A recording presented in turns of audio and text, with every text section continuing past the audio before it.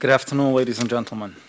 On the flyer it says I'm going to say what the community needs to do, but after seeing the lineup, I think there are experts, Rabbonim, and the prosecutor. I think they can present that much better than me. The reason I'm here today is to give you a little bit of an education what child sexual abuse is. I'm not a doctor. I'm not an educator. I'm not in law enforcement. I'm not a lawyer. I'm not even a rabbi. So why am I here today? Not because I'm an expert, but because I've had experience and horrible experience. I would like to share with you my personal story so you can have a little bit of a feeling what it means going through the abuse. And it's not really the abuse, but it's after the abuse. Today, really, I feel a little bit good, but I still feel a little sad. I feel good that I am really a survivor and not anymore a victim. I feel good seeing that people are coming out and listening to something that hasn't been talked about for a very long time. And finally, we can talk about it in the open. But I do feel sad that I still have to stand over here and talk about it. Before I begin, I would like to thank the organizations, the Askanim, and everybody who made this event happen. And really whom I have to thank is the audience. For you coming out, I mean, we have spoken before through email and directly. I mean, we can talk all we want and nothing is going to happen unless if you come out and you learn and you walk out of here and start taking action. You're really the foot soldiers who have to march on and take everything you learned over here today and talk to your friends, talk to your Rav, to your Rabbonim, and to everyone else what needs to be done.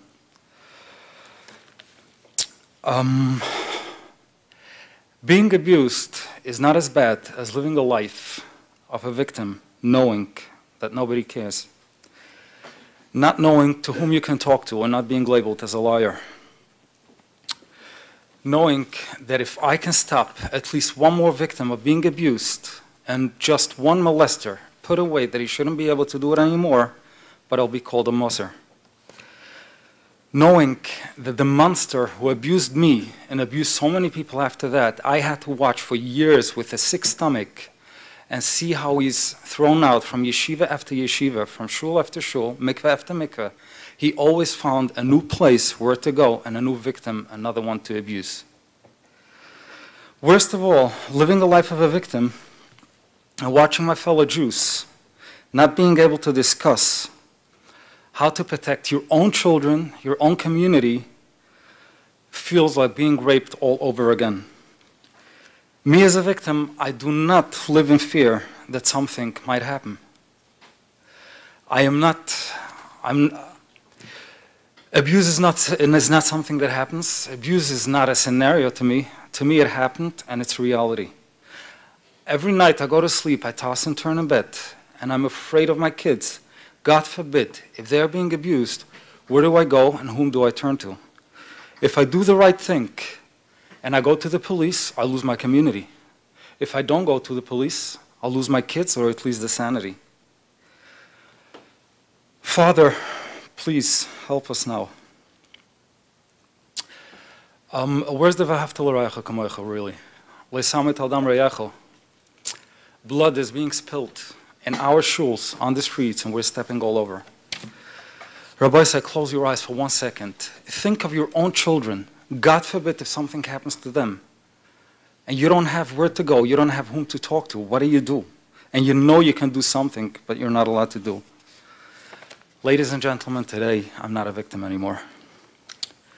And with this, I would like to share my story, and you know what I'm talking about. So when the other experts will present you what to do and what they're talking about, you will have a feeling you know what they're talking about. My name is Pinny Taub. I grew up in Williamsburg, in Brooklyn, New York. I will start with my bar mitzvah. Right before my bar mitzvah, I lost my mother. She had colon cancer for 3.5 years, and of course, I mean that's a horrible situation. But my bar mitzvah was a little bit different. Anyway, from there, I went to Israel for a very short time, and I came back to yeshiva in Borough Park, Brooklyn. Over there in the yeshiva, Forgot to mention one thing, that I'm from a very Hasidic family, and because of all the pressure, my mother losing my mother, my father lost his wife, so there was a lot of pressure between me and him, and the relationship wasn't the best, but he really, I mean, it was pretty good. In the yeshiva, there was a Magachir over there, a Rebbe. He was the smart guy, he was the go-to guy, he was the really kind of therapist guy, if you can call that. He picked me up right away, and he clicked with me, and in the beginning he liked to talk to me. He always called me out, and how are you coping? How are you coping with the loss of your mother? How's your relationship at home? And etc., etc. He picked up right away the relationship between me and my father, and from there he took it to the next level, which was mentioned before, and you'll hear it later. That's called the grooming process before the abuse. He became very close with me, so the first step what he did is drive a bigger rift between me and my father. He told me stories regarding how my father was a boy, and he has no idea who my father was. But it was convenient for me to believe certain stories, and he made me believe that my father really hates me, and which was very easy for a 14-year-old to believe, and I liked it, actually. He gave me lots and lots of attention. I was 14 years old. He took me home, had a lot of rides in his car. He actually taught me to smoke. He bought me cigarettes, made always sure that I had cigarettes, that I wasn't 15 yet. He used to take me home to his house. That wasn't at night. That was during the day. His wife was either at work or she wasn't home, I'm not sure. And I used to play on his computer, which, I mean, that's a dream Rebbe for a 14-year-old. He wasn't my close Rebbe. He was my best friend, partners. This went on like for a month and a half, a nice couple of weeks. One day I was in his house, I was schmoozing, and I had my cigarette. I was standing with my back against the wall. And all of a sudden, he was walking like back and forth sometimes. I was just walking or sitting. I'm standing in the back of the wall. All of a sudden, he walks by and just bumped into me with his hand where he's not supposed to. The initial reaction was probably a mistake, but I moved away. I wasn't comfortable, and forget about it. A couple of minutes later, he did it again. At that point, I noticed already that he wants something, so I kind of like pushed him away, and I guess he got the message. He backed off. Around 50 minutes later, this happened again, and a little more aggressive. So I pushed him away, and I told him, listen, I am really not comfortable, and I don't want this to happen. So he apologized very warmly and explained to me that even an adult, I mean, we're so close, and that's why sometimes I lost my urges and I lost my, my conscience. The next couple of weeks was basically very normal. A couple of weeks later, I mean, I was there almost every day. I mean, this episode was almost every day. A couple of weeks later was the same thing. I was standing over there. All of a sudden, total surprise. He just grabbed me, picked me up, took me into the next room, which is the living room, threw me onto the couch. On the couch over there, he basically pinned me. There was nothing I can do.